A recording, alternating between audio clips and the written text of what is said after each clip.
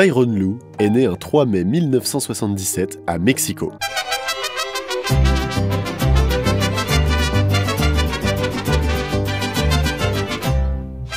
Ah oui non, c'est Mexico dans le Missouri. Trépassé, T-R-E-P-A-S-S-E-R.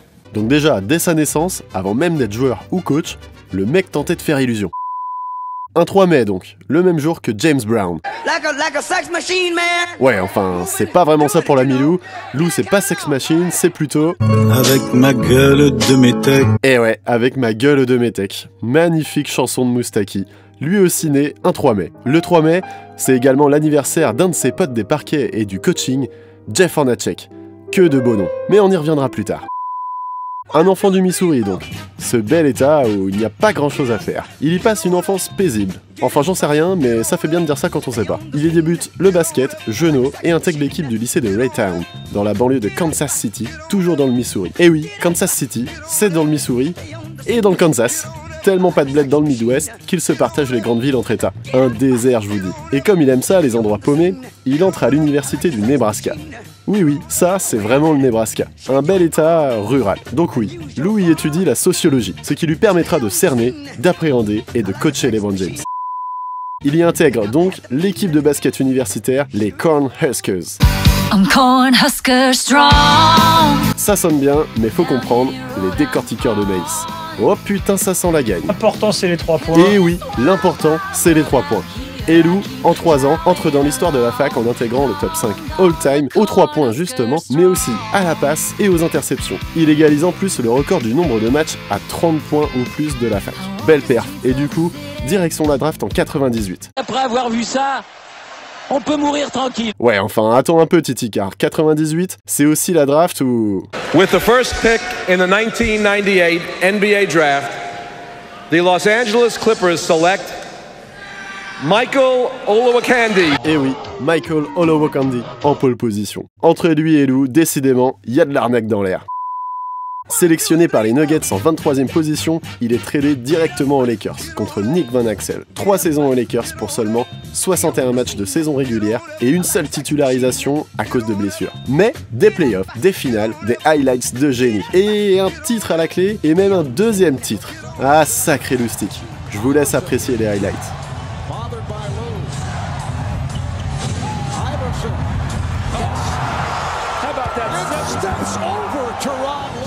1 minute to go in overtime. What a comeback here. The Lakers had the Sixers on the ropes. They come fighting out of the corner. Here's Iverson.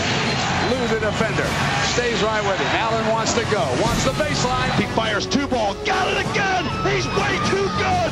He steps around Lou. Washington a du flair et sans la bonne affaire. Il le signe et le met titulaire. Et c'est un loupé. C'est vraiment pas terrible. Alors Lou, en bon illusionniste, reprend ses valises et va se faire accepter ailleurs. Tiens, le Magic d'Orlando.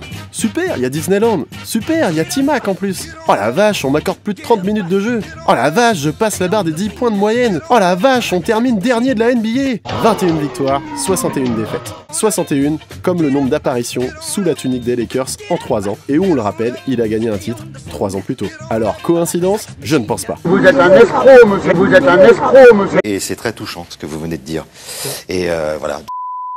C'est effectivement ce que notre loutin du Missouri a dû entendre, puisqu'il est tradé suite à ce fiasco, en 2004 donc, aux Houston Rockets. Il ne rentre pas du tout dans les plans de la franchise et est de nouveau tradé à Atlanta. Là, on se dit que ça y est, il est démasqué avec autant de trades. Eh ben non, sentant que le retour dans le Missouri se fait proche, Tyronn sort sa meilleure saison en carrière.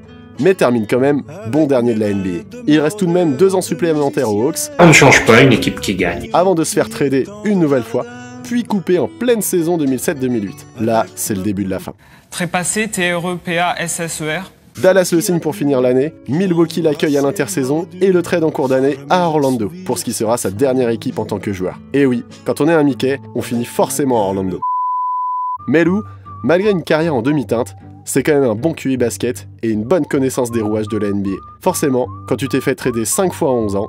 Baluchon, B-A-L-U-C-H-O-N-S. Et lorsqu'il annonce sa retraite de joueur en 2009, c'est Boston qui l'appelle pour faire ses armes en tant que directeur du développement basket. Wow! Lou, beau parleur, saute sur l'occasion. Yes, une nouvelle arnaque! Il y reste 4 ans malgré tout, passe sur le banc des Clippers, 1 an, puis sur celui des Cavs en 2014. En parfait Lou des bois, Tyronn prend son mal en patience et attend 2016 avant de monter sur le trône.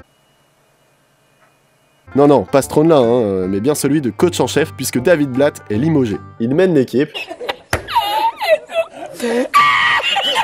Je disais donc, il mène donc l'équipe en finale NBA et remporte le premier titre de la franchise des Cleveland Cavaliers. Mais pour Lou, ce gamin du Missouri, c'est la consécration.